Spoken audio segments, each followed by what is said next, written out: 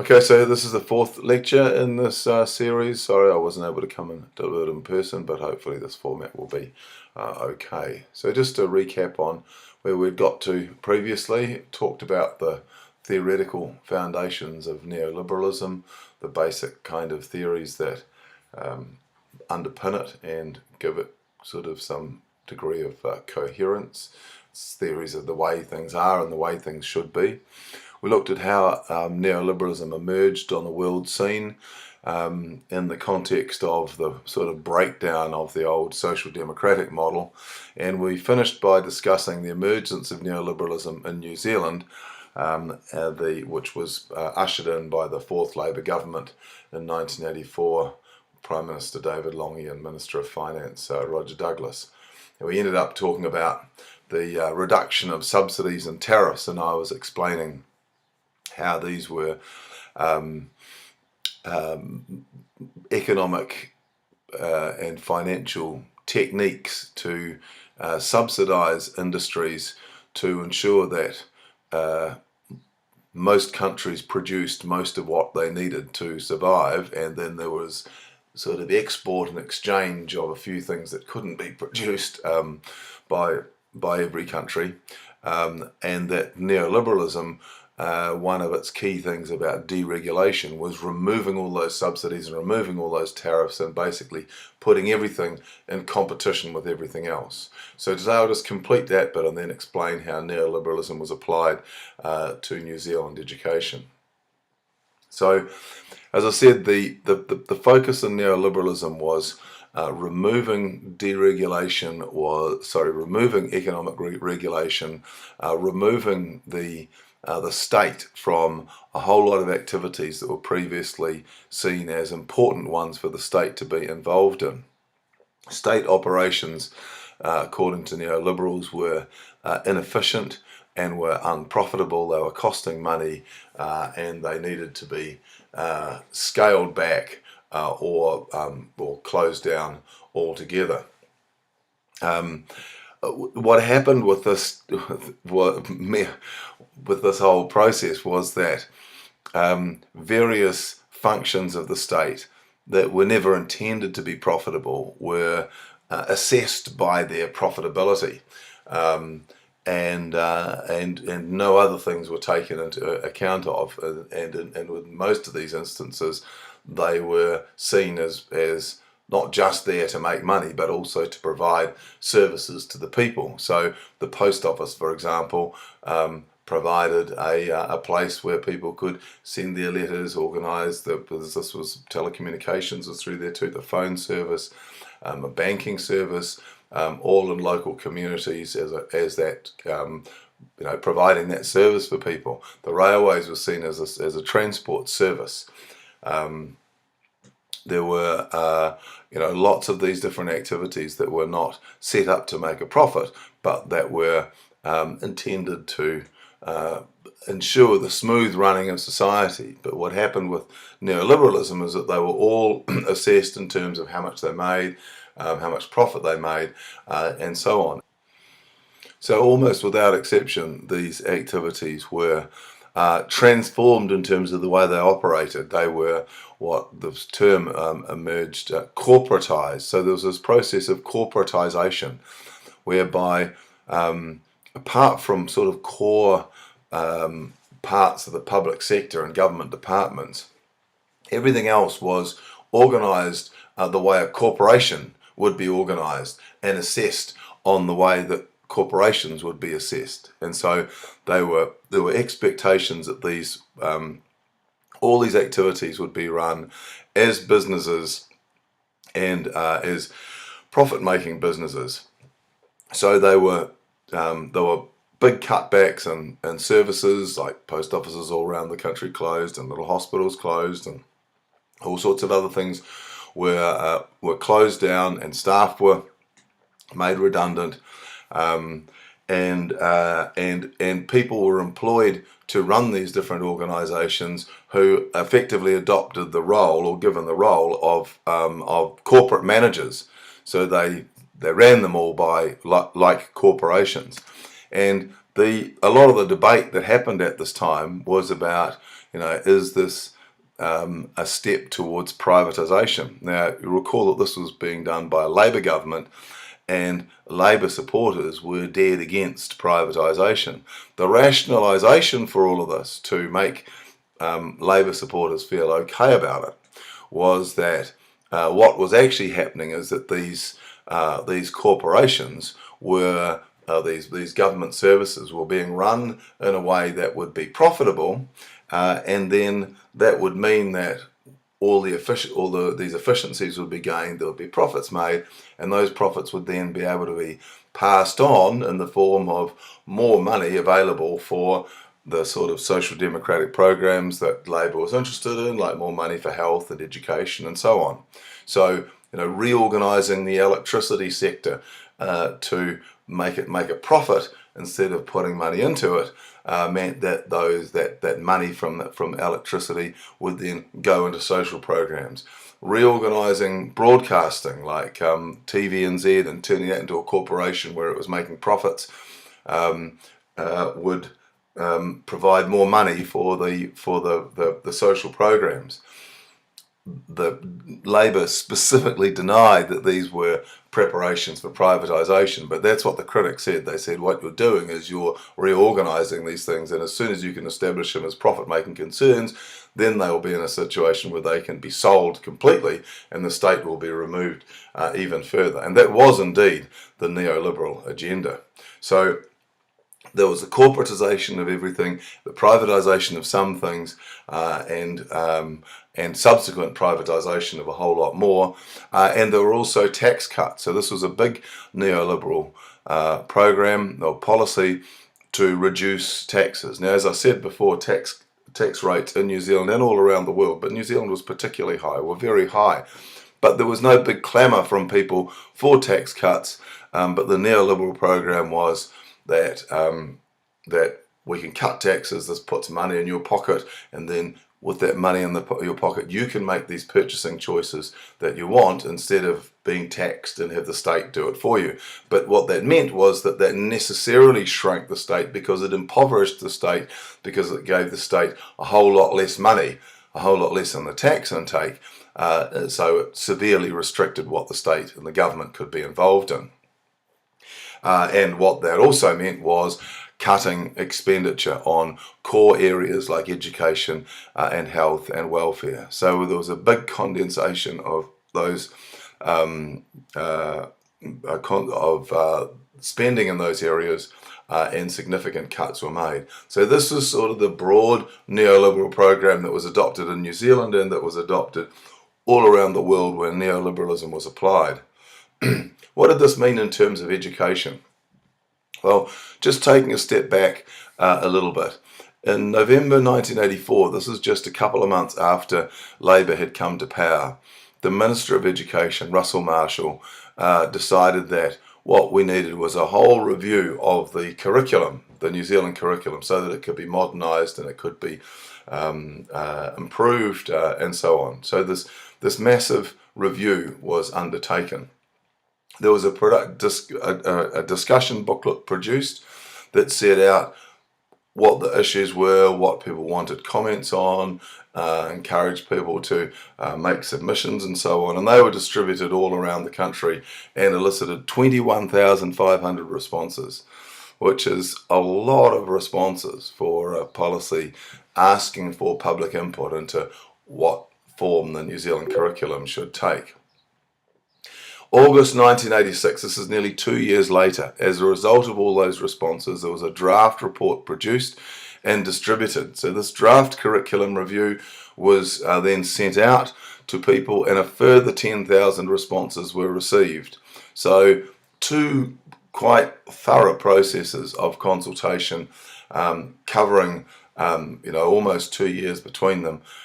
10,000 more responses for this, and then in April 1987, in the lead up to the election, there was the review. It was an election again in 1987. The curriculum review was released, and so this was a document that was the product of this whole review of the curriculum. So what happened? Well, In May 87, that's the following month, when this review came out, the review came out in May 87, and Treasury, which is the Department of Government that is concerned with finances and accounts and so on, the government books, wrote to the Minister of Finance with serious concerns about this curriculum review. It said that the curriculum review held narrow and unstated assumptions about education. It said that the curriculum review wasn't addressing issues of management and consumer choice, which were important areas that needed to be addressed, and said that the curriculum review overlooked important issues in education. So essentially the Treasury was saying to the Finance Minister that this document that was a result of a consultation conducted by the Minister of Education through the Ministry of Education didn't really know much about education and was missing the point about education. Treasury knew what education was about. Treasury believed that the whole focus of it was wrong, that it didn't address key issues of management and consumer choice, and that because it asked the wrong questions, it got the wrong answer. Now, it went on to ask some sort of specific questions.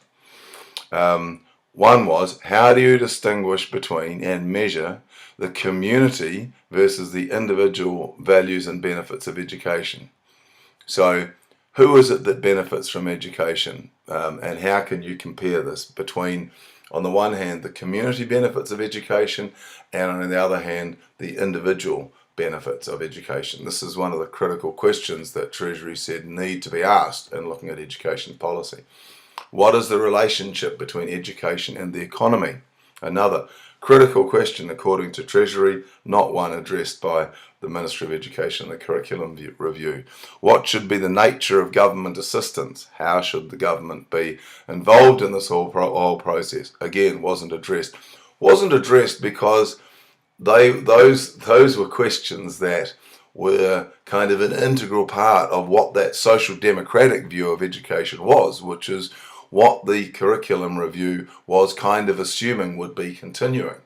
But those questions about education were an indication of things to come, because what happened was that 2 months after this letter from Treasury to the Minister of Finance about the Ministry of Education and the Minister of Education and their view of education, 2 months after that, the government set up the PICO task force. PICO task force set up by businessman Brian Pico from Auckland, and the terms of reference were to look at issues of efficiency and devolution, so restructuring the education system to make it more decentralized and more efficient. And this was the first major new review of education in this sort of post-social democratic world, because what was happening was that the curriculum review, as I said, was assuming the basic tenets of social democracy.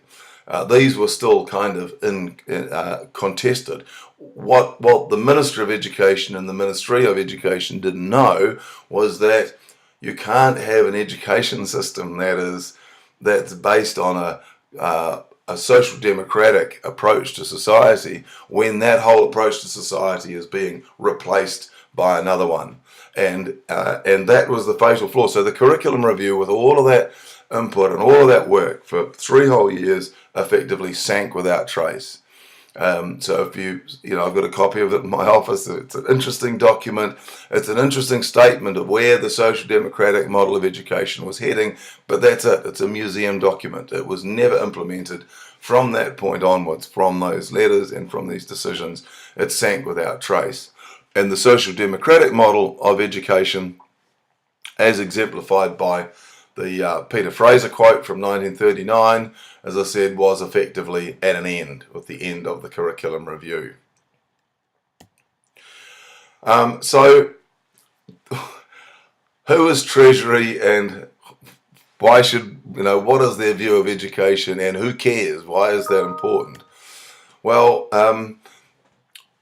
to get an idea of this, there was a critical document produced by Treasury back in 1987. Now, this is what's called a brief to the incoming government. And what happens is that at the end of an election cycle, before there's an election, every government department produces what's known as a brief to the incoming government. So this is whether it's in housing or in health or in fisheries or in education or whatever, a brief to the incoming government, so that if the government's re-elected or there's a change of government, the government department that the minister is responsible for produces something so the minister can arrive and be sort of up to speed with kind of where things are heading and the state of the play in that area. So the Treasury, as normally would, produced its brief to the incoming government on matters of finance, matters of its core concern.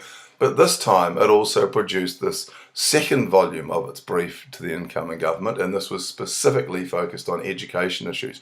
300-page document specifically looking at education. And it's a really turgidly written document, and it's hard work to wade through, but it's historically incredibly interesting, because what it does is it picks up on a whole lot of existing criticisms of education, of the sort of the progressive or criticisms of the social democratic model, that it wasn't delivering on its promises and so on. But then it adds its own criticisms as well, based on the sorts of things that it highlighted in its letter to the minister earlier on in 1987. So it brands the education system as mediocre. It says that standards are low. It says that the education system is inefficient. It says it's unaccountable. It doesn't actually provide evidence of all of this. It just kind of, even although there's 300 pages, it just sort of asserts it. And takes that as a starting point. The existing education system is absolutely terrible, and it needs to be radically changed. And so essentially what it is saying is that we have reorganized, we're in the process of reorganizing the rest of society along neoliberal lines. And what we need is an education system that is designed to serve the new neoliberal society, rather than an old one that was designed with the assumptions of social democracy in mind. So it was 3 years into the neoliberal restructuring, and it was hauling the education system back into line with the new way of doing things. I might also say that in 1987, when Labour got re-elected, David Lange, the Prime Minister, took on the education minister's function, and he was the one who drove this whole reform process. Anyway, so what in this 300-page document, what was essentially Treasury going on about? Well, there are 7 basic claims, and I'll just go through them in order, and then I'll discuss them in a little bit more detail. So the first claim was related to this question of education being a public good or not. And Treasury was essentially arguing that education needs to not be seen as though it is a public good, as though it is it's something that is primarily to advance social aims, that essentially it needs to be seen as a commodity like any other commodity in the marketplace, something that is produced and bought and sold and so on. The second point which flows on from that is that given that education is a commodity, then as something that is bought and sold and traded and produced and so on, then the fundamental nature of the relationship in education is the relationship of exchanging this commodity, trading this commodity. So it's a relationship between a provider and a consumer or a customer.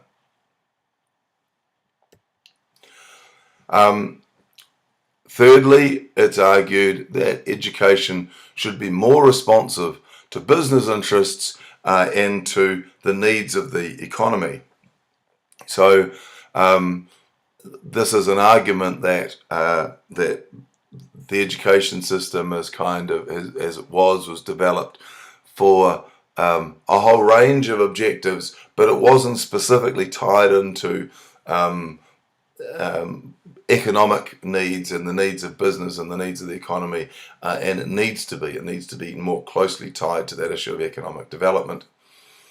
Fourthly, again, following on from this this view of it being a commercial transaction, on the backgrounds of both efficiency and equity or fairness, Treasury argued that it was the market and not the state which is the best provider of education. So the state, again, this is a serious move away from the social democratic model. The state is not the best provider of education. The market is. Private corporations are better, in a better position to be providing education. The fifth one, increased expenditure in education does not necessarily improve educational standards or equality of opportunity, or lead to improved economic performance. So throwing money at it doesn't fix the problem. Spending more money doesn't increase educational standards. It doesn't make it more fair. It doesn't assist make the educational system more responsive to the economy. It can't be fixed by throwing more money at it. In fact, government expenditure 0.6 on education, Treasury argued, is actually too high and needs to be cut. Finally, 0.7 was the point that that educational management should be decentralized, that decisions about education needed to be made kind of closer to the ground, and this was part of this kind of corporatization process in education, where each educational institution would be expected to be managed in a kind of corporate manner, and that decentralization process was a critical part of this recommendation as well, of these the seventh of these points from Treasury.